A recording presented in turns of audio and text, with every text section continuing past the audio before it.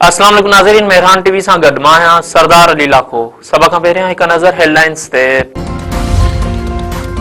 सदर आसिफ अली ज़रदारी चयो आहे त पाकिस्तान जो आइन मज़हबी आज़ादी ऐं बुनियादी हक़नि जी मुकमल ज़मानत ॾिए थो। सदर आलमी रवादारी जे ॾींहं ते क़ौम खे इतिहाद ऐं हम आहंगी जो पैगाम ॾिनो। मुस्लमान शहरनि जे हक़नि जो तहफ़ुज़ असांजी तरजीह आहे। नौजवान तहसुब ऐं नफ़रत जे ख़िलाफ़ बीहण, प्यार, रवादारी ऐं इतिहाद जो पैगाम पखेड़नि। उर्दन जे बादशाह शाह अब्दुल्ला जे वज़ीर आज़म शहबाज शरीफ़ ऐं फील्ड मार्शल आसिम मुनीर सां मुलाक़ात में गज़ा जी सूरत हाल, खिते में अमन अमान ऐं सलामती समेत मुख़्तलिफ़ मामलनि ते ॻाल्हियूं। पाकिस्तान ऐं उर्दन विच में मुख़्तलिफ़ शोबनि में सहकार लाइ मुफ़ाहमती यादाश्तनि ते पिणु सहियूं कयूं वयूं।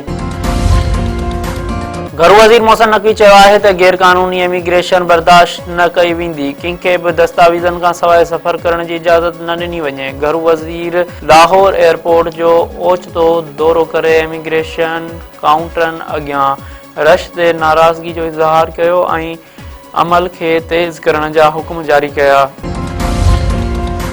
डीज़ल अॼु खां 6 रुपया फ़ी लीटर महांगो, पेट्रोल जो अघु बरक़रार। हुकूमत ईंदड़ 15 ॾींहनि लाइ पेट्रोलियम शयुनि जे अघनि जो नोटिफिकेशन जारी करे छॾियो। अघनि में वाध डीज़ल जो फ़ी लीटर अघु 284 रुपया 44 पैसा थी वियो।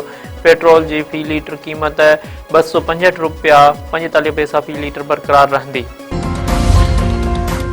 पाकिस्तान ऐं अफ़गानिस्तान में छिकताण रूस पारां टियाकड़े जी आछ। उन खां अॻु ईरान बि सालसीअ जी आछ करे चुको।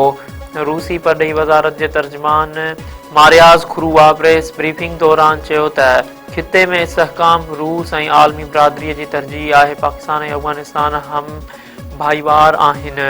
ख़्वाहिश आहे त ॻाल्हियुनि वसीले मामला हल कनि त बहितर थींदो।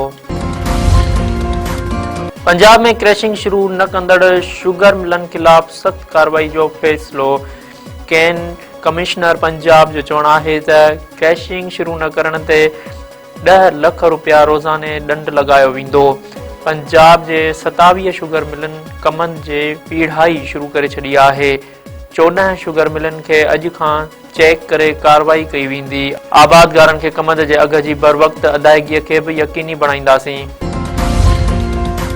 वफ़ाक़ी वज़ीर मुसद्दिक़ मलिक चयो आहे त ग्लेशियर्स अॻु खां वधीक तेज़ीअ सां ॻरी रहिया आहिनि। गर्मी पद में 4% वाधि 85% ग्लेशियर्स खे तबाह करे सघे थो। कोप 30 कॉन्फ्रेंस खे ख़िताब कंदे मुसद्दिक़ मलिक वधीक चयो आहे त हिंदूकश, कराकरम ऐं हिमालया जा ग्लेशियर्स दुनिया जूं अछियूं छतियूं आहिनि।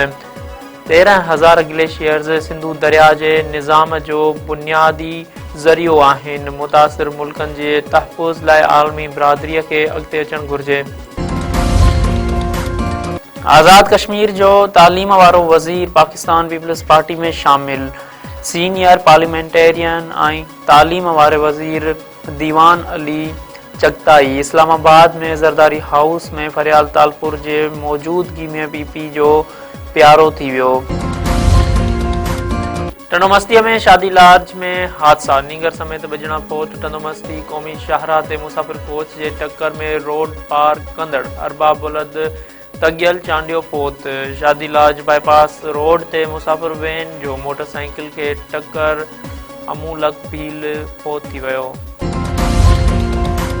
हैदराबाद में सिंधियाणी तहरीक ऐं अवामी तहरीक पारां सिंध जो वजूद ऐं वसीला बचाओ मार्च। सिंधियाणी तहरीक ऐं अवामी तहरीक जा मुख़्तलिफ़ शहरनि मां आयल काफ़िला मार्च में शामिल। मार्च में औरतुनि जो वॾो अंग शामिल। अॻुवाणनि चयो आहे त 27वीं आइनी तरमीम ख़िलाफ़ अॼु हज़ारें सिंधियाणियूं मार्च में शरीक आहिनि। कारपोरेट फार्मिंग ज़रिए सिंध जे ज़मीनुनि ते कब्ज़ा थी रहिया आहिनि।